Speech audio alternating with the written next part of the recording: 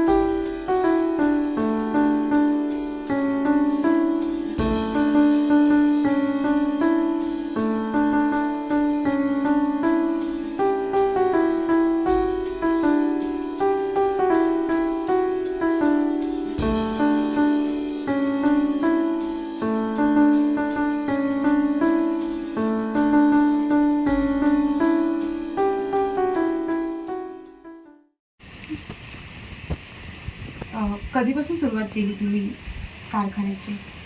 Actually माझी ही 3री पिढी आहे। आजोबांपासून हे आमची स्टार्ट आहे गणपतीसाठी।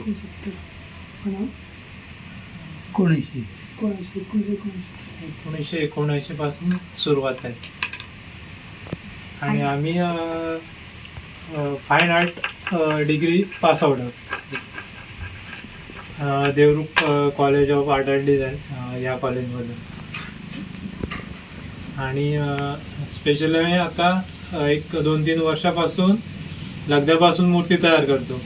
आम्ही प्रॉपर इथली गावातलीच माती घेऊन एक जांभ्या दगडाची माती म्हणतो, म्हणजे चिऱ्यापासून तयार झालेली पावडर आणि कागद आणि शाडू माती या 3 मिश्रणातून लगद्याचा गणपती तयार करतो, इको फ्रेंडली म्हणून आणि वजनासाठी हलका आणि सोपा विसर्जनासाठी।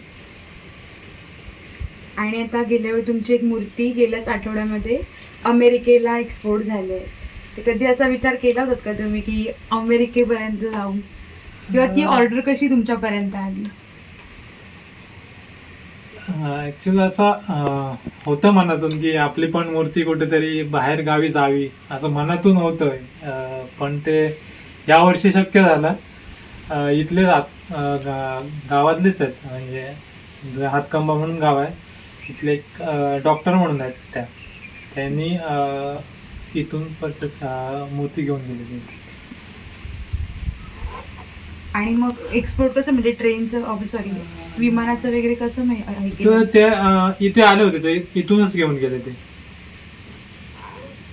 आणि आता अजून कुठून लांबची अशी ऑर्डर आहे का, की फक्त हातकंब्यामध्ये किंवा आसपास? आमच्या इथे एक 2-3 सावंतवाडीच्या असतात रेग्युलर, एक मुंबईची होती पण ते कॅन्सल झाली ती। आमचा व्हिडिओ आवडल्यास नक्कीच लाईक करा आणि शेअर करा। तसेच नवनवीन व्हिडिओसाठी आमच्या चॅनलला सबस्क्राईब करा। धन्यवाद। कॅमेरामन आदित्य रावणंगसह मी साक्षी रावणंग।